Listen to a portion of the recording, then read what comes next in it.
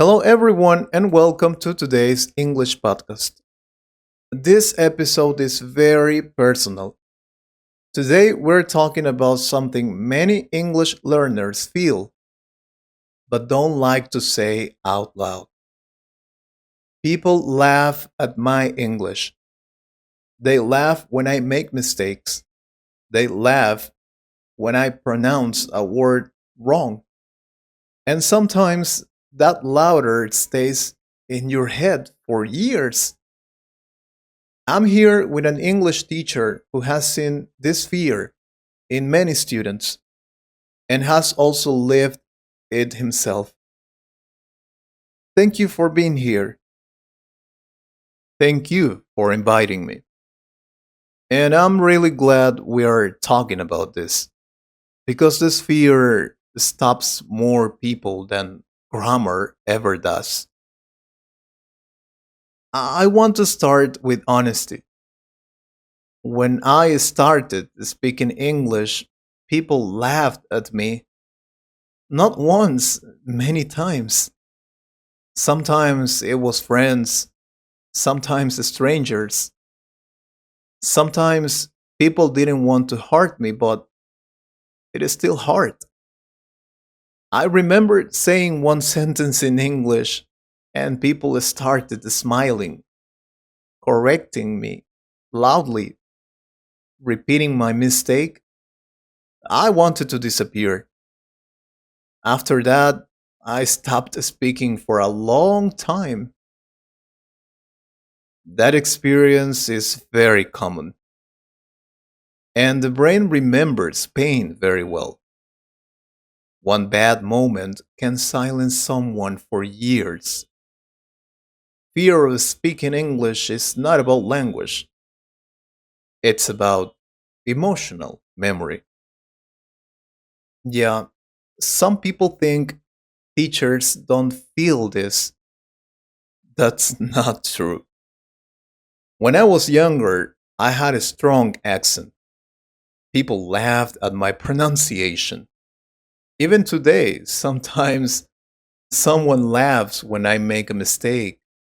It still happens. But something important changed. I stopped connecting my value as a person to my English level. Wow, that sentence is powerful. We also need to understand why people laugh. Sometimes it's ignorance, sometimes insecurity. Sometimes people laugh because they don't speak another language and your effort makes them uncomfortable. But here is the truth many learners don't know. People who laugh are rarely people you should listen to. Yes, I noticed that confident people usually don't laugh, they help. Exactly. When someone laughs, the learners feel shame. Then the learner avoids speaking. Then they don't improve, and the fear grows. This is what psychology calls a shame loop. Breaking that loop is more important than learning new vocabulary. Even now, people still laugh. Sometimes I make mistakes, I mix words, I pronounce things wrong, and yes, some people still smile or correct me. But now something is different. I don't stop, I keep talking. That's the key. Fluency is not speaking without mistakes. Fluency is continuing even when mistakes happen. Yeah, you're right. In school, mistakes feel dangerous. In real life, mistakes are normal. Yes, native speakers make mistakes all the time. They forget words, they change sentences, they correct themselves. The difference is they don't feel ashamed. When learners understand this, something changes inside them. Can you give a simple idea to listeners? Yes, start speaking in low risk situations. Talk to yourself, talk to a mirror, talk to someone who is also learning. Your brain needs safety before confidence. Confidence grows from repetition, not from courage. So the problem is not that people laugh. The problem is what we believe about ourselves after they laugh. Exactly. And we need to talk about how to change that belief, how to answer mentally when someone laughs, and how to speak English even when your voice shakes. Okay, yes, we talked about fear, shame, and the moment when people laugh and something breaks inside you. Now I want to talk about what really changes everything. Speaking anyway, even with fear, even with mistakes. Yes, because fear doesn't disappear first, action comes first. Many people wait to feel confident, but confidence is a result, not a requirement. When someone laughs, what should a learner tell themselves? The most important thing is this sentence: this moment does not define me. Someone laughing is not proof that you are bad at English. It is proof that you are trying.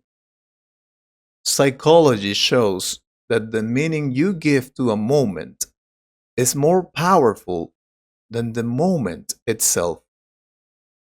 You can turn louder into shame, or you can turn it into strength. I love that because now when someone laughs at my English, I think, at least I'm speaking. Yeah, brave people are not people without fear.